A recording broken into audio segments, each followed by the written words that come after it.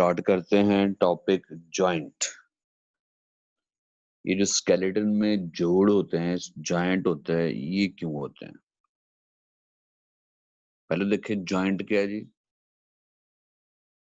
कोई भी ऐसा पॉइंट जहां पे बोन्स आपस में अटैच हों,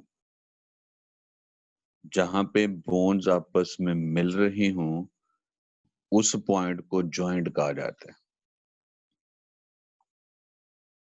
जैसे आप इस जगह देख सकते हैं, इस डायग्राम में कि जिन पॉइंट को मैंने सर्कल किया है वो पॉइंट्स जॉइंट हैं, क्योंकि यहाँ पे बोन आपस में अटैच हो रही है।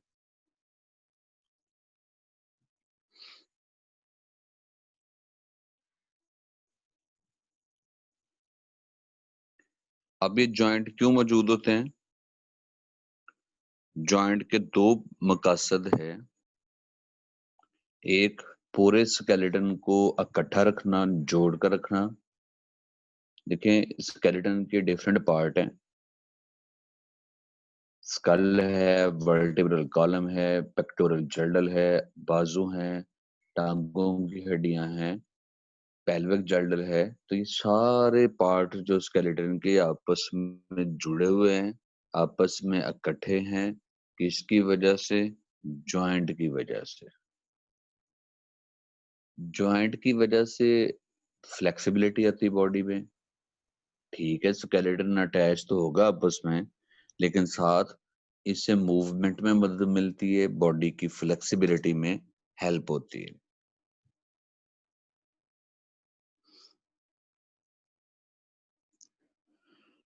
जॉइंट की टाइप्स और डिफिनेशन है। जॉइंट को हम स्ट्रक्चर की बेस पे भी क्लासिफाई करते हैं और अमाउंट ऑफ मूवमेंट कि जॉइंट के ऊपर बोन कितना मूव कर सकती है, इस बेस पे भी क्लासिफाई कर सकते हैं। अगर स्ट्रक्चर की बेस पे देखा जाए तो जॉइंट फाइब्रस हो सकते हैं, कार्टिलेजिनस जॉइंट हो सकते हैं, और तीसरी टाइप मैंने यहाँ पे मेंशन नहीं की हुई, साइनोवियल जॉइंट, वो हो सकते हैं। Synovial joint.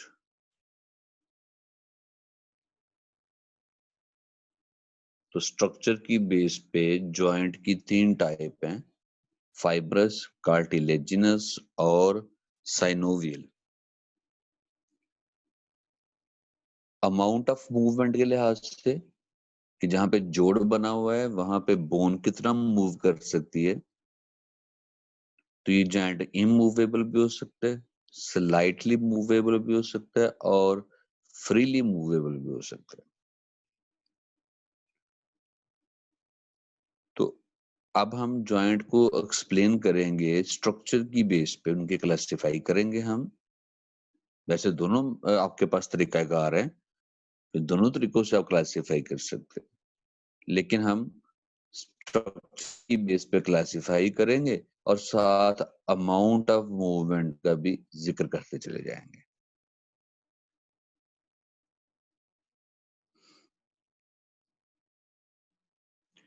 जी, तो जॉइंट की टाइप्स में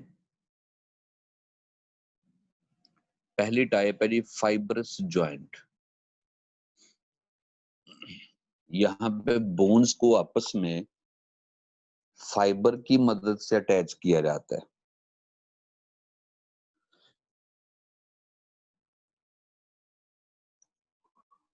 और ये फाइबर किस चीज के होते हैं? कोलेजन प्रोटीन के। तो ऐसे जॉइंट जहां पे बोन्स को कोलेजन फाइबर की मदद से आपस में अटैच किया गया हो, ऐसे जॉइंट को फाइब्रस जॉइंट कहा जाता है। और फाइबरस जॉइंट जो हैं ये साथ इमूवेबल होते हैं। तो फाइबरस इनको कह रहे हैं स्ट्रक्चर की बेस पे, लेकिन मूवमेंट के हिसाब से देखा जाए तो इन जॉइंट के ऊपर कोई मूवमेंट नहीं होती, इस इन जॉइंट को फिक्स जॉइंट भी कहते हैं। Move joint is fix joint. इस पास दो एग्जांपल हैं, जैसे ये देखें, स्कल की जो बोन cranium, तो ये बोन आपस में अटैच हैं सर और आपकी ये आवाज क्रेनियम नहीं आ रही। क्रेनियम सर बोन कट जो है ये आपस में है। जी बेटे, सबको नहीं आ रही आवाज? से कट कट के आ रही है। आपको नेटवर्क का इश्यू होगा, ठीक हो जाता है अभी। तो क्रेनियम की बोन्स आपस में अटैच हैं। जैसे ये मैंने क्रेनियम का एक छोटा सा पोर्शन अलग किया है, तो इसमें आप चेक कर सकते हैं दो बोन्स के दरमियान एक लाइन नजर आ रही है, ये एक्चुअली फाइबर्स हैं, जॉइंट है। इस जॉइंट को हम फाइब्रस जॉइंट का नाम देते हैं। इसी तरह एक और एग्जांपल हमारे पास, और वो एग्जांपल है टीथ और जा बोन का जॉइंट। ये जो हमारे दांत हैं ये जबड़े की हड्डी के साथ फिक्स है। अब इसमें आप ये ऐसे इसको देख सकते हो कि जो मैं ग्रीन कलर से मेंशन करने लगा हूं, ये बेटा सारा सारा जा बोन है, ये वाली जबड़े की हड्डी है। ये लोअर जा हो सकता है, अपर जा हो सकता है ये। फिर इस जबड़े में ना कैविटी बनी होती है जिसको सॉकेट कहा जाता है, और उस सॉकेट के अंदर टीथ की रूट मौजूद है। जो दांत की बेस है वो जबड़े के इस सॉकेट के अंदर फिट है। अब दांत की बेस और जबड़े की कैविटी सॉकेट के दरमियान फाइबर्स की एक लेयर लगाई जाती है, जो इस डायग्राम में मैं ये रेड कलर से शो करने लगा हूं यहाँ पे।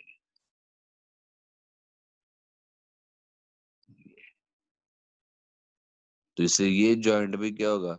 फाइब्रस जॉइंट होगा। तो दांतों को जबड़े की हड्डी के साथ फाइब्रस जॉइंट की मदद से अटैच किया जाता है।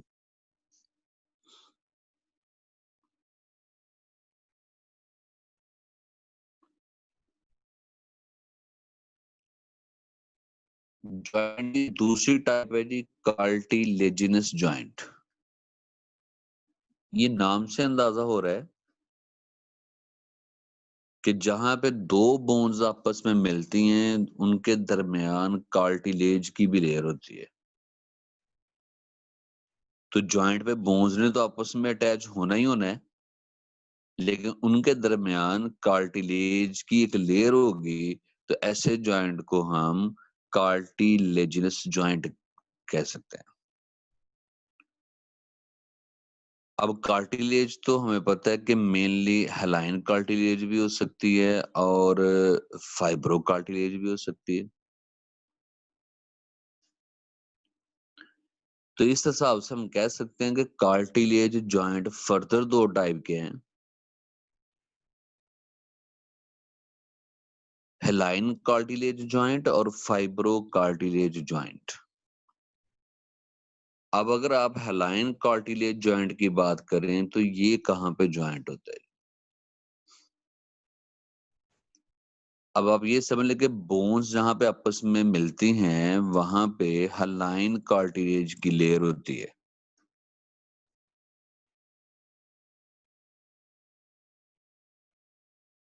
और ये कहां पे आपको मिलेगी? ये जो बोन्स ग्रो कर रही होती है ना, ग्रोइंग बोन, इनके जो एंड होते हैं, इनके जो सिरे होते हैं, इनके ऊपर हेलाइन कार्टिलेज की एक लेयर होती है। और ये लेयर एक्चुअली किस तरह से होती है मैं उसको एक्सप्लेन कर देता हूँ, जरा देखिएगा। जो मैं डायग्राम बनाऊंगा उसको जरा देखना। ये बोन जो है ये है, जहां पे बोन खत्म होती है, ये यहाँ पे एक कार्टिलेज की लेयर होगी, हलाइन कार्टिलेज, और फिर इसके ऊपर बोन का ये एक एंड डेवलप होता है जिसको एपिफाइसिस कहा जाता है। एपिफाइसिस तो बोन का अपना एंड और इसका ऊपर जो एपिफाइसिस हेड है, इन दोनों के दरमियान कार्टिलेज की एक बारीक सी लेयर बन जाती है जिसको क्या कहा जाता है, हेलाइन कार्टिलेज। और यहाँ पे मूवमेंट नहीं होती, इसलिए हम कह सकते हैं कि कार्टिलेज जॉइंट इमूवेबल भी हो सकते हैं। स्पेशली अगर कौन सा जॉइंट है, हेलाइन कार्टिलेज जॉइंट, तो ये इमूवेबल जॉइंट होता है, यहाँ पे बोन की मूवमेंट नहीं होती। जैसे ये जो मैंने डायग्राम बनाई है, अब बोन के दरमियान जो एक बारीक लेयर ब्लू कलर की है, तो बेटा यहाँ पे मूवमेंट नहीं होती, इसलिए हम कह सकते हैं कि हेलाइन कार्टिलेज जॉइंट इमूवेबल जॉइंट होते हैं।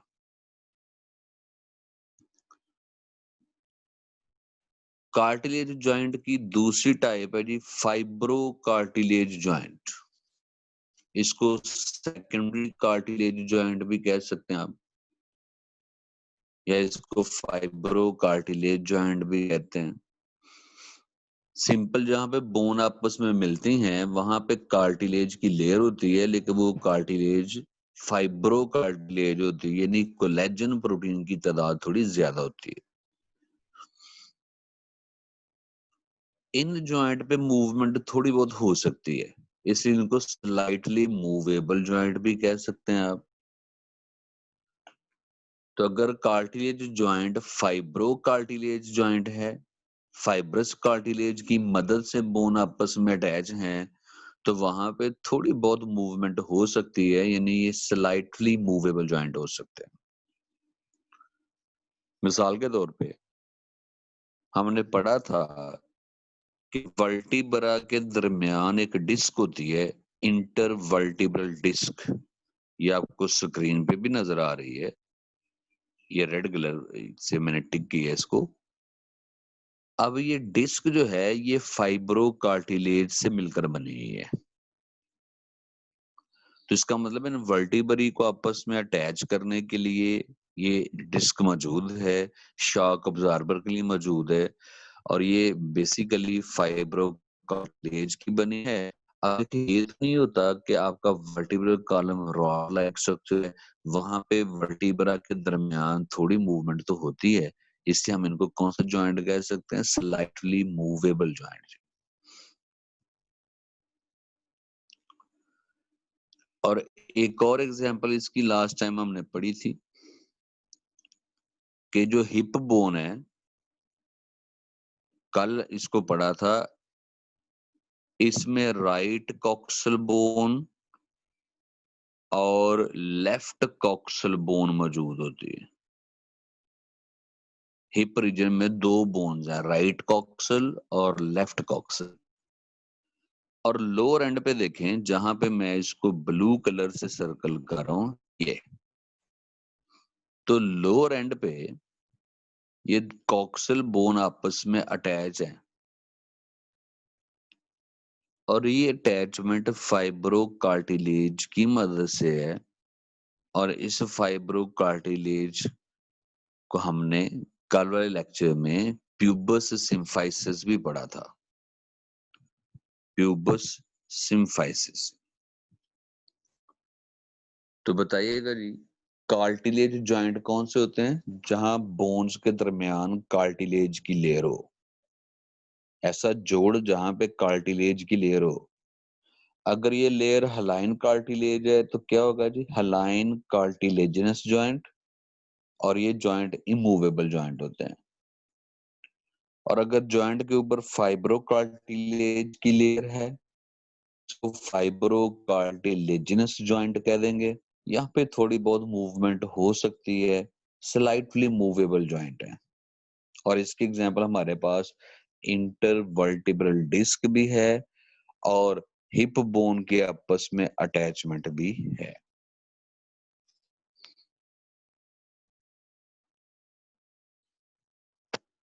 तीसरी टाइप है जी साइनोवियल जॉइंट। अब इसको साइनोवियल जॉइंट क्यों कहा जाता है कि यहाँ पे जो दो बोन्स आपस में मिलती हैं उनके दरमियान एक कैविटी रह जाती है, साइनोवियल कैविटी, और इस कैविटी के अंदर एक फ्लूइड फिल होता है, साइनोवियल फ्लूइड। फिर इस जॉइंट पे एक मेम्ब्रेन होती है, साइनोवियल मेम्ब्रेन।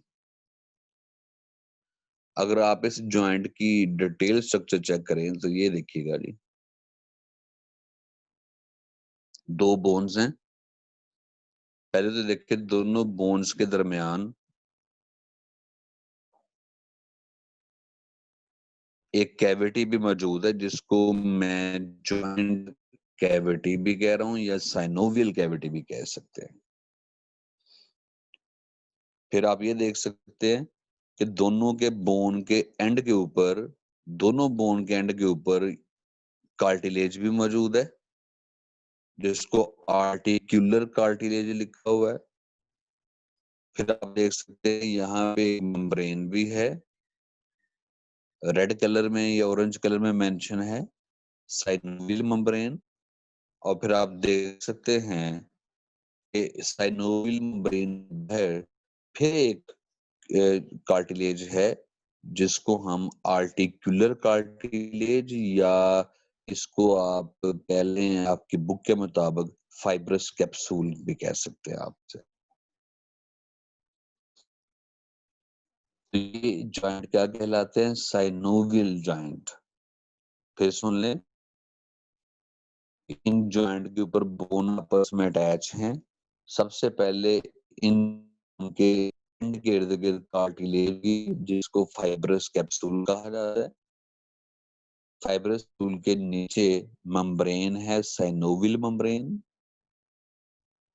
फिर एक कैविटी है और फिर कार्टिलेज है जिसने बोन के एंड को कवर किया हुआ है, और कैविटी एक फ्लूइड होता है जिसको हम साइनोवियल फ्लूइड का नाम देते हैं।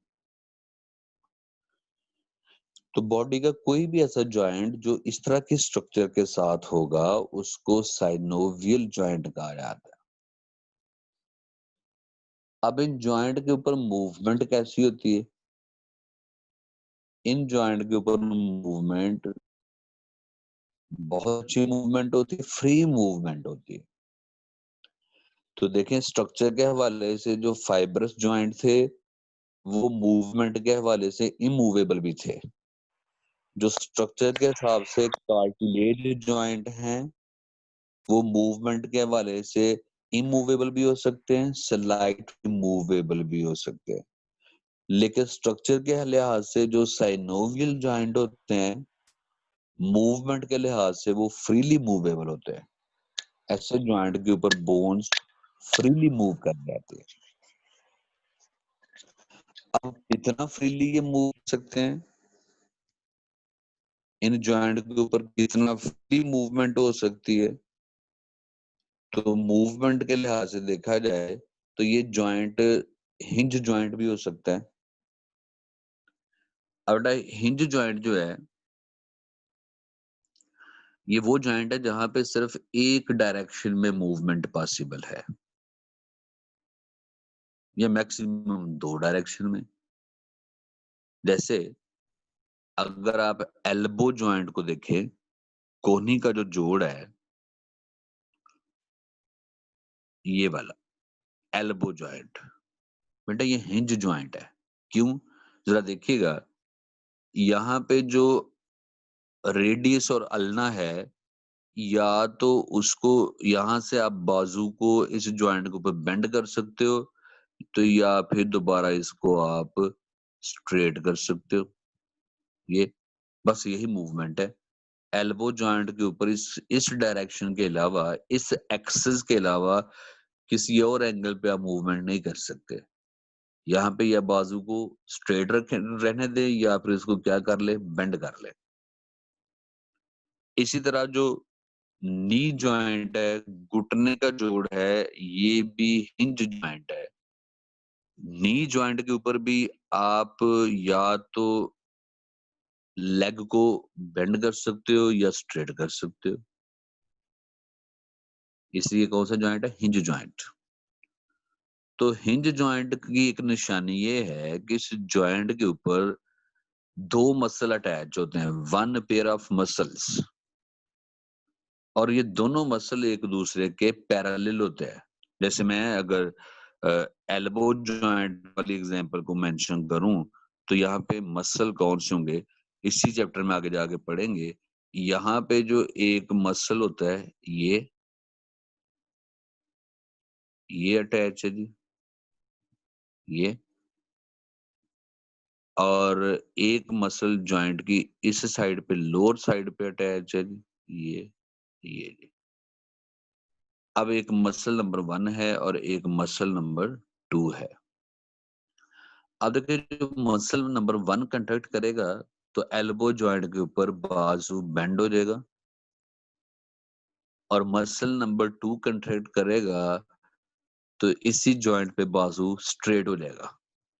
तो याद रखें, मसल एट ए टाइम या बेंड कर सकता है या स्ट्रेट कर सकता है, एक ही मसल ये दोनों काम नहीं कर सकता। यही वजह मजबूरी है कैसे जॉइंट के ऊपर मसल्स पेयर की फॉर्म में रखते हैं, और ये मसल की अरेंजमेंट कैसी होती है? पैरेलल। जो मैंने डायग्राम ड्रॉ की है स्क्रीन पे, मसल नंबर 1 और मसल नंबर 2 जॉइंट के हवाले से अगर मान लिया है, तो लिहाज से मसल नंबर 1 और मसल नंबर 2 एक दूसरे के पैरेलल है, सेम एंगल पे है। तो हिंज जॉइंट वो होता है जिसमें मूवमेंट सिर्फ बेंडिंग स्ट्रेट मूवमेंट पॉसिबल हो। चलिए बताएं, जो हमारी फिंगर्स हैं, इसमें जो जॉइंट है ये हिंज जॉइंट है कि नहीं? जी, हिंज जॉइंट है। देखो ना, उंगलियों को या तो आप बेंड कर सकते हो या फिर स्ट्रेट कर सकते हो। इसके अलावा इन जॉइंट के ऊपर फिंगर की कोई और मूवमेंट नहीं है।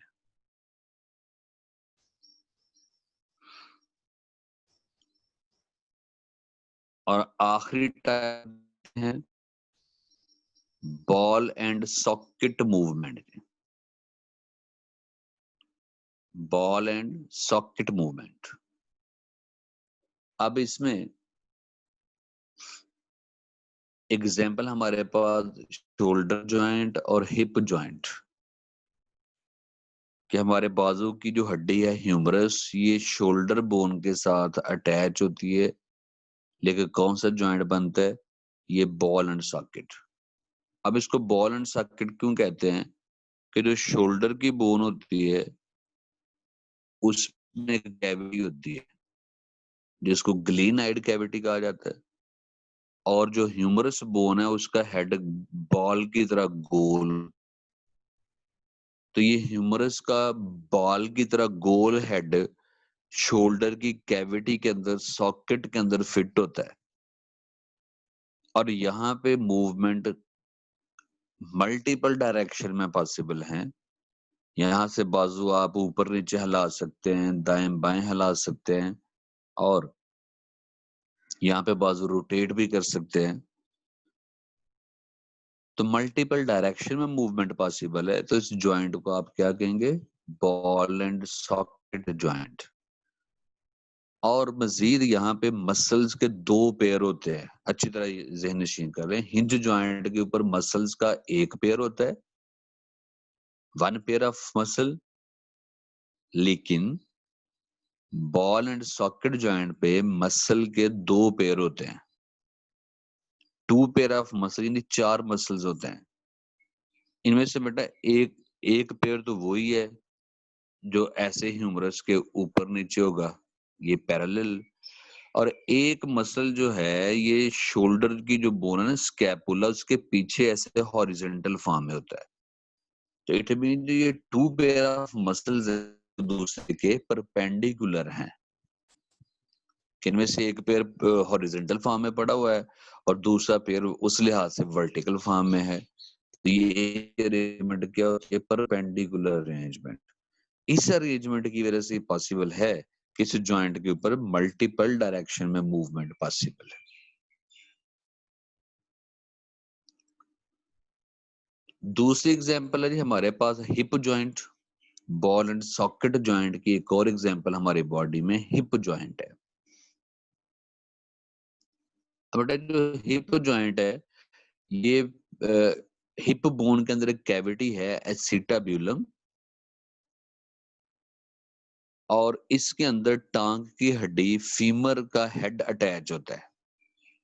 तो हिप बोन की कैविटी सॉकेट है और लेग की बोन फीमर का हेड बॉल की तरह का होता है जो इसके अंदर फिट है, और यहाँ पे भी मसल के दो ही पेयर होते हैं। तो लेग जहां पे हिप के साथ अटैच है यहाँ पे मल्टीपल डायरेक्शन मूवमेंट है। यहाँ से हम लेग को आगे पीछे दाएं बाएं भी हिला सकते हैं और इस पॉइंट के ऊपर लेग को रोटेट भी किया जा सकता है। तो इन दो के अलावा एक टाइप और है, उसकी साइनोवियल जॉइंट में ही एक टाइप और है।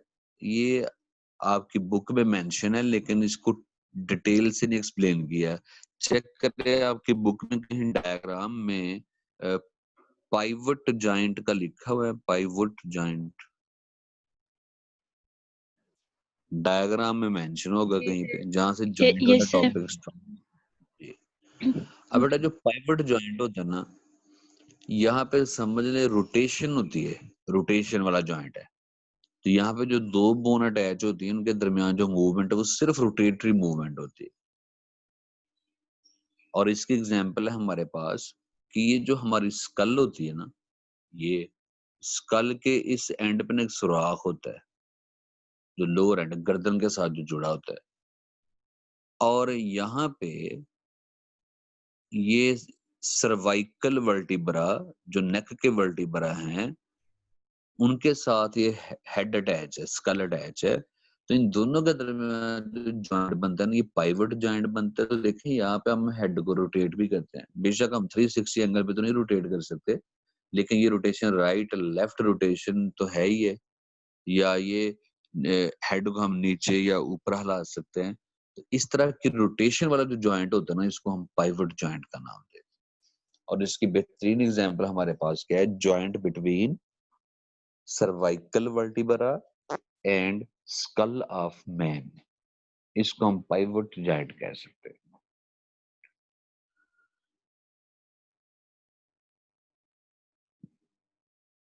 With that's all about joint.